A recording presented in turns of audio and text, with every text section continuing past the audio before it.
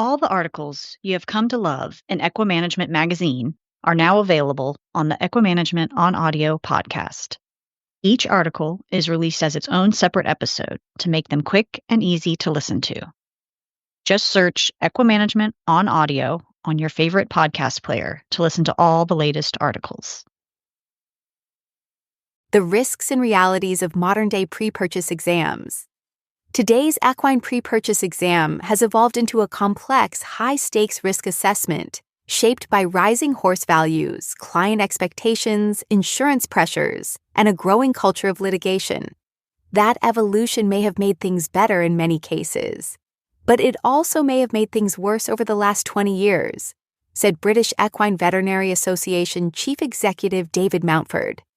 He served as session chair during the 2026 National Equine Forum, where a panel of equine veterinarians and industry members reviewed the current state of PPEs and how to improve the system as it stands currently. Here are some of the key takeaways. The purpose and limits of the PPE. The fundamental purpose of a pre-purchase exam is risk reduction, explained Dr. Lucy Grieve, who, in her work with BIVA, has developed a series of guidelines for veterinarians performing PPs. Buyers are investing significant sums of money and want reassurance that the horse they are purchasing is suitable for their intended use. However, vettings are a snapshot in one day, and a horse is a living creature, she said.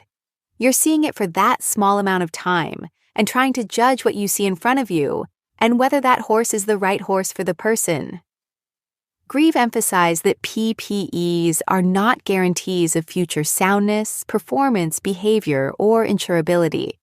I think people expect more from the vetting than is possibly possible, she added, which can lead to misunderstandings and even litigation.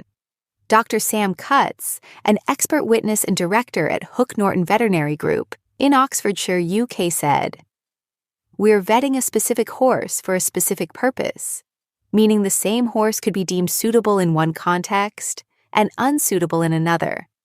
Despite this, the industry continues to treat PPEs as pass/fail events." Cutts said even the wording suitable or not suitable is often interpreted this way, fueling misunderstanding and disputes, minimizing misunderstandings.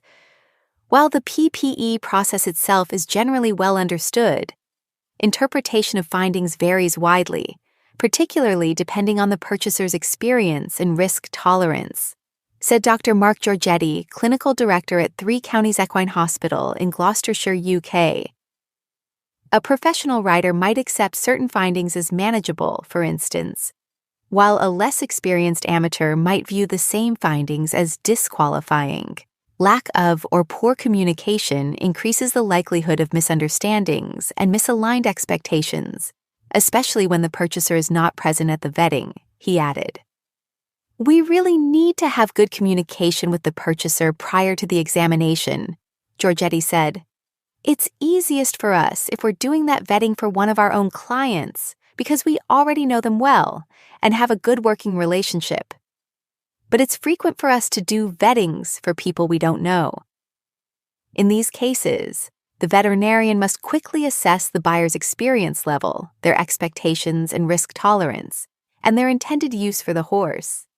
Giorgetti also encouraged practitioners to have a dialogue with the purchaser's primary veterinarian, industry pressure, and an unsustainable system. From a seller's perspective, Julia Martin, owner of Kings Hill Equestrian in West Sussex, UK, said the PPE system as it is not sustainable. She said increasing expectations for perfect horses, particularly among amateur riders, are leading to a dramatic decline in successful sales. When she began selling horses decades ago, Martin said 9 out of 10 horses would pass a PPE. Today, only 2 in 10 will. She has gone from selling 250 to 300 horses a year to less than 100. Regardless of whether these figures are universally representative, they illustrate a perceived trend. More horses are being rejected, often due to relatively minor or manageable findings. She attributed this to several factors: inexperienced buyers entering the market, unrealistic expectations of perfection, misinterpretation of clinical findings, and fear-driven veterinary decision-making influenced by litigation. The result, Martin argues, is a market where horses are written off unnecessarily, even when they are actively competing and performing. She said a downstream consequence is once a horse has failed a vetting, its market value might drop, even if another veterinarian would deem it suitable for its intended use. Litigation and the culture of blame. The increasing threat of litigation has shaped veterinary behavior in PPEs. Today, pre-purchase exams and post-purchase disputes account for a significant proportion of equine-related claims, said Cutts. She explained that this has led to more conservative decision-making, increased documentation of findings, and heightened stress among veterinarians. In years gone by, if somebody bought a horse and it didn't work out, well, that was bad luck, she said. These days, somebody buys a horse and it doesn't work out. It's going to be somebody's fault. Cutts acknowledged that while we can all make mistakes, when things go wrong post-purchase, it's often that the buyer has bought the wrong horse. If we're asked to do a vetting, we are assessing whether the horse is suitable for the purpose that's been described, she explained. So if I'm asked to say, do I reasonably think this horse will be fit for being a Grand Prix dressage horse, then that's what I'm assessing. I'm not assessing whether the owner is going to be able to ride it. Grieve added that this environment is deterring some veterinarians, especially younger practitioners, from performing PPEs altogether.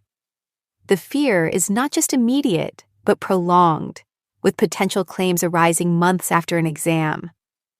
To mitigate risks, she advised meticulously documenting PPE findings.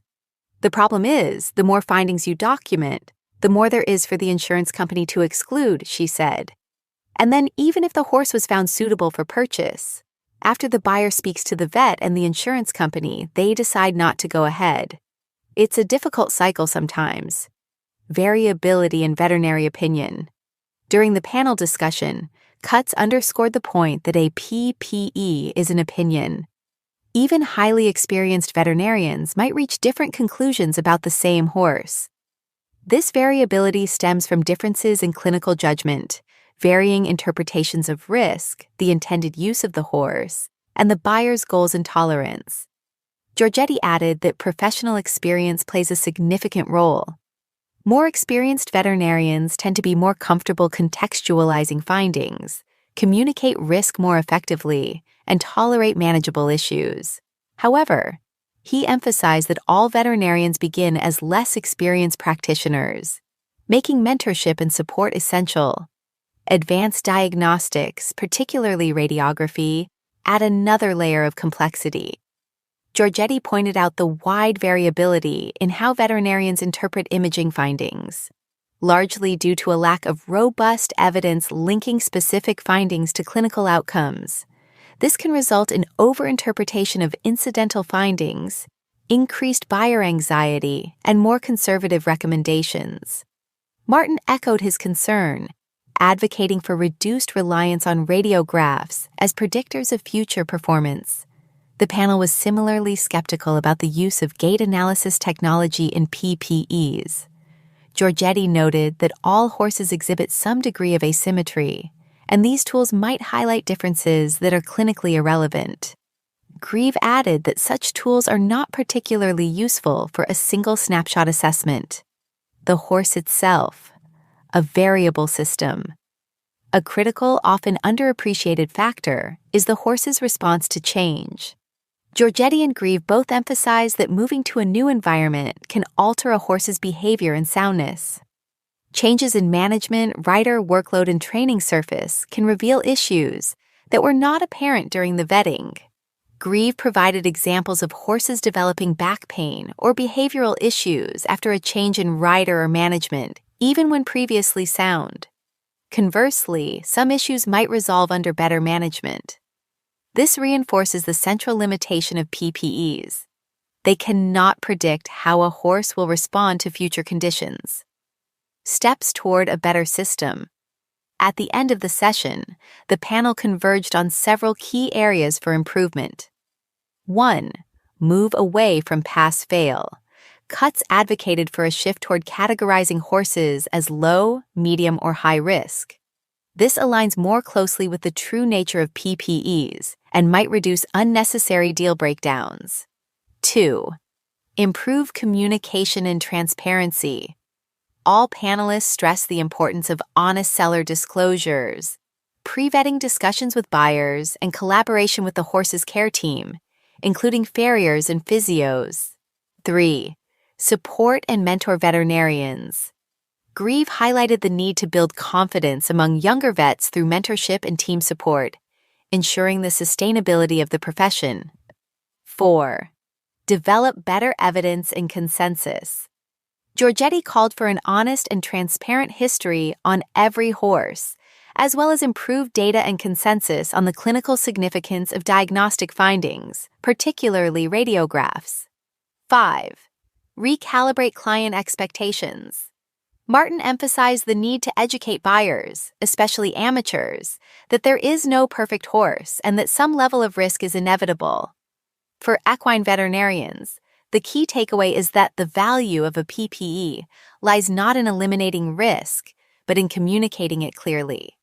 Success depends less on identifying every possible issue and more on contextualizing findings, understanding the buyer, managing expectations, and documenting and communicating effectively.